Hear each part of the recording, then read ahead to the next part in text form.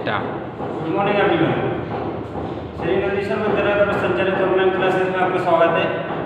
विद्यार्थियों, आज हम कक्षा 12वीं का जो हमारी सीरीज चल रही है, यानी कि चैप्टर नंबर 1 कक्षा 12वीं का एवं सब्जेक्ट का चैप्टर नंबर 1 यानी कि नॉन प्रॉफिट ऑर्गेनाइजेशन, इसमें हमने करिए थ्योरी हम पढ़ चुके हैं। अब कल से हमने मतलब पिछले वीडियो से इसके न्यूमेरिकल क्वेश्चन सॉल्व करना शुरू कर दिए। तो उसी सीरीज में मैंने आपको पहला सवाल करा दिया था, दूसरा तीसरा आपको होमवर्क में था, ठीक है।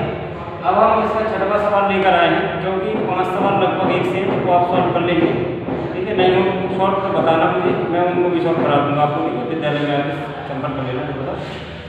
अब देखिए छठवां सवाल लेकर हम आए, तो इसमें भी हमसे कहा जा रहा है कि आप रिसीप्ट एंड पेमेंट अकाउंट बनाइए, यानी कि प्राप्ति या मुद्रण खाता तैयार कीजिए, ठीक है। तो हमें कुछ इन्फॉर्मेशन दे रहती है, उसके बेसिस पे बनाना पड़ता है। तो देखिए क्वेश्चन नंबर 6 जो कि आपका 48 पेज नंबर में दिया है, निम्नलिखित सूचनाओं के आधार पर भोपाल क्लब का 31 मई 2018 को समाप्त होने वाले वर्ष का प्राप्ति या मुद्रण खाता बनाइए। छात्रों में लिखा हुआ है क्लियर डिस्क्रिप्शन पेमेंट से हम तैयार करना है, ठीक है। तो सबसे पहले हम सेंटर ऑफ द पेज लिख देंगे receipt and payment account of Bhopal club. मैंने ये लिखा है, इसमें लिखना पड़ता है, ठीक है। आप एग्जाम में ध्यान रखें। ओके, डेट आ जाए 31 मार्च 2018।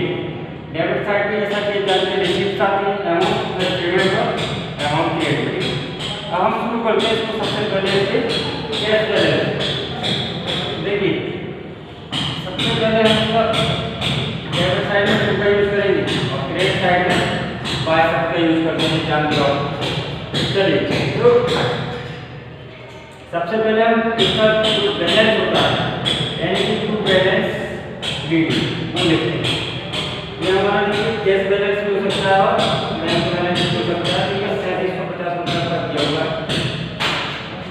इसके बाद देखिए अब आपको दिख रही होगी सदस्य शुल्क, यानी कि मेंबरशिप फीस, ठीक है। इसको लिखते हैं ये हमारे रिसीप्ट होती है, टू का शब्द करना है, यूज करना है मेंबरशिप फीस। अब इसमें थोड़ी सी बात ध्यान रखना है, देखिए इसमें हमारे 500 मेंबर हैं, कितने मेंबर हैं 500, और ईच मेंबर कितना को दे रहा है 30 रुपये, यानी कि ये आपको टोटल चंदा देगा कितना, मतलब मेंबरशिप फीस देगा कितनी 15,000 रुपये, ठीक है। ये हो गया। अब हमें क्या करना है, इसमें कुछ सदस्य हमारे ऐसे जिन्होंने इस वर्ष का चंदा नहीं दिया, तो इसमें जो सदस्य हमारा चंदा नहीं देगा, यानी कि नॉट पेड, कहते हैं इन्होंने चंदा हमारे जो सदस्य शुल्क थी वो नहीं दी, वो हमें लेस कर देना है, क्योंकि दी ही नहीं किसी ने, ठीक है। कितने लोगों ने नहीं दी, 75 लोगों ने नहीं दी बच्चों।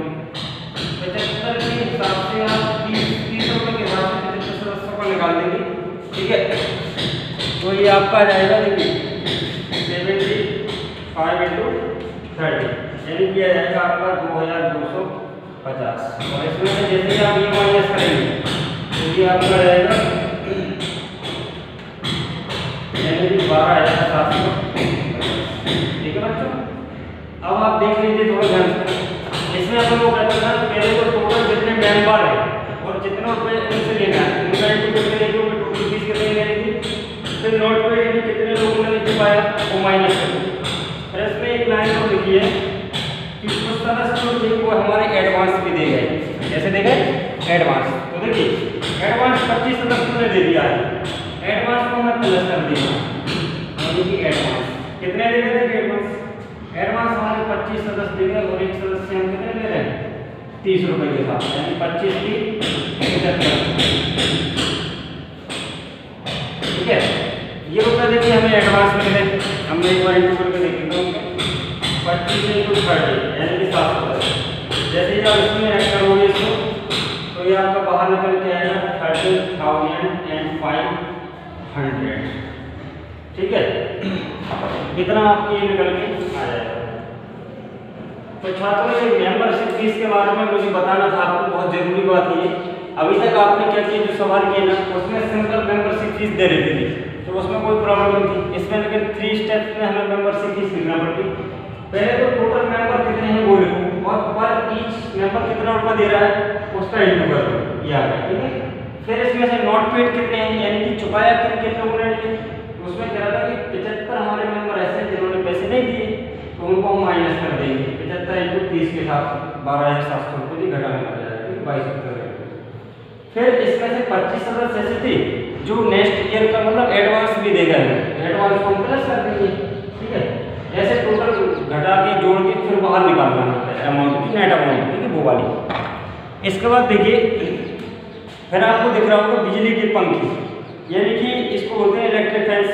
इसमें लिखा है कि 4 पंखे जिनमें से प्रत्येक की कीमत थी 750 रुपये, उधार खरीदी थी, ठीक है। और वो कह रहे हैं कि जिसमें से 1000 रुपये का ही भुगतान किया गया। तो छात्रों इसमें हमें कंफ्यूज नहीं होना है कि कितने पंखे थे और ईच फैन की कॉस्ट कितनी थी, इससे हमें कोई लेना देना नहीं है। हमें केवल ये देखना है कि वो रिसीप्ट कितने का हुआ और पेमेंट कितने का हुआ। तो देखिए इसमें साफ साफ लिखा है कि बिजली के 4 पंखे थे और प्रत्येक की कीमत थी 750 रुपये, जो कि क्रेडिट परचेज किए गए थे, यानी कि उधार खरीदे गए थे। इनमें से केवल 1000 रुपये का भुगतान हुआ, तो हमें केवल 1000 की ही एंट्री करना है। और ये पेमेंट हुआ है, किस तरफ लिखेंगे, पेमेंट साइड, यानी कि बाय इलेक्ट्रिक फैंस, क्या लिख देंगे, बाय इलेक्ट्रिक फैंस। और केवल देखिए 1000 का ही पेमेंट किया हुआ है, ठीक है। तो हम 1000 की एंट्री करेंगे, हमें कोई मतलब नहीं है कि कितने पंखे थे, एक कितने का था, नो, ऑनली पेमेंट कितने का हुआ 1000 को लिख दिया। इसके बाद चौथी चीज है वेतन, यानी कि सैलरी। सैलरी भी आप जानते हैं कि हमें देनी पड़ती है अपने यहाँ जो भी वर्कर्स काम करते हैं। तो सैलरी को लेकर देख लीजिए क्या बोल रहा है, सैलरी को लेकर कह रहा है कि 750 रुपये पर मंथ, यानी कि 750 पर मंथ के हिसाब से कितने महीने का, ये देखिए सीधा लिखा है कि फरवरी तक का दे दिया। बच्चों ध्यान से सुनना, सब कब तक का दिया है हमें, फरवरी 2018। और हम लोग अकाउंट देखिए कब तक के बना रहे हैं, 31 मार्च 2018, यानी कि 12 महीने पूरे नहीं हो पाए, फरवरी में ही पेमेंट दिया, यानी कितने महीने का दिया हमने, 11th मंथ का। तो यहाँ पर 11th मंथ का हमें क्या कर देना है, इनटू कर देना है, ठीक है, क्योंकि वो मंथली दिया हुआ है। तो जैसे ही आप 750 का इनटू करोगे, 750 इंटू 11 मंथ, तो ये आपके आ जाएगा, सैलरी का पेमेंट होगा 8250, यानी कि 8250, ठीक है। चलिए थर्ड देखते हैं। इसके बाद फिर लिखा हुआ किराया, किराया नहीं कि रेंट। तो रेंट भी आप जानते हो, अगर हमने बिल्डिंग किराए पे ले रखी है तो उसका रेंट देना पड़ता है, ना कि मिलता है, ठीक है। अब रेंट आप देख लीजिए, रेंट कह रहा है कि क्लब का माह अप्रैल 2000 तक का 250 रुपये प्रति माह की दर से दे दिया गया, यानी कि सबसे पहले तो हमें 250 लिखना है। और ये कब तक का कह रहे हैं, ये कह रहे हैं हमें अप्रैल तक। देखिए अकाउंट खोल रहे हैं हमारे मार्च तक के, तो 12 महीने तो वो हो गए अप्रैल से मार्च तक, और वो कह रहे हैं अप्रैल तक के दे दिए, तो 12 और 1 13 महीने का हो जाएगा। ये आपका जो रेंट है ना, कितने महीने का हो जाएगा बच्चों, 13 महीने का, ठीक है। अब 13 इंटू 215 का इंटू कर लेंगे हम, तो देखिए ये आपका जाएगा 3250, यानी कि 3250, ठीक है। चलिए रेट के बाद हम देखते हैं इलेक्ट्रिक चार्जेस लिखा हुआ है, देखिए ये भी हमारा खर्चा है, यानी कि एक्सपेंसेस पेमेंट से। इलेक्ट्रिक चार्जेस,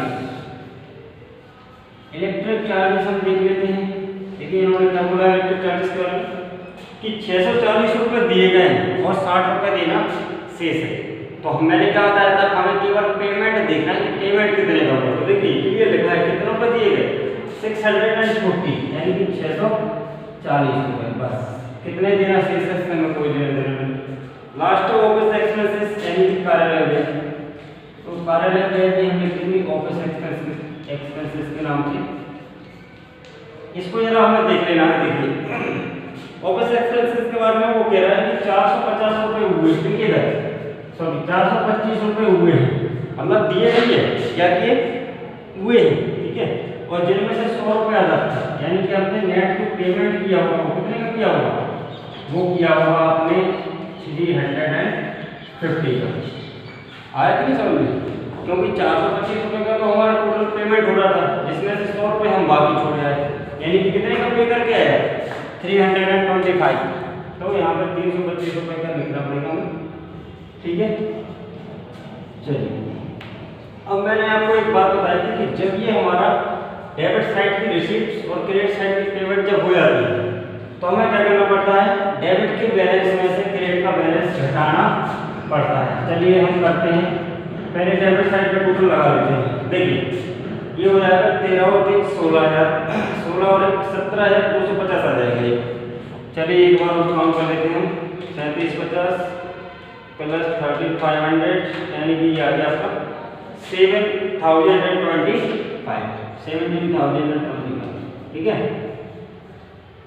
अब ये तो हमें लिख ले रहे हैं, डेबिट का टोटल कितना है होगा 17,250, इसमें से क्रेडिट का बैलेंस माइनस कर देना है। तो क्रेडिट का बैलेंस माइनस कब करेंगे, पहले टोटल कर लें हम लोग। ब्याज चलिए कर लीजिए 1,000 8250 3250 प्लस 640 प्लस 325 यानी कि 13,465 ये आ गया।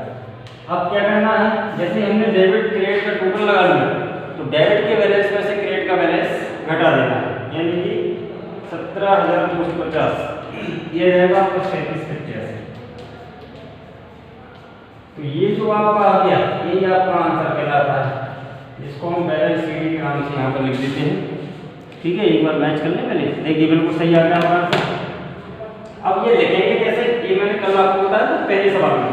ये आपको जैसे शुरुआत हमारी बैलेंस सीडी से हुई थी, ऐसे इसका अंत भी हमारा बाय बैलेंस सीडी से हो जाता है, बाय बैलेंस सीडी, ठीक है। और देखिए यहाँ पर थोड़ी सी स्पेस कम बची है, चलो मैं यहाँ से बता दूँ। ये हमारा कितना आया बैलेंस 3,785, इधर हमारा टोटल है ना दोनों साइड में इक्वल आ जाएगा।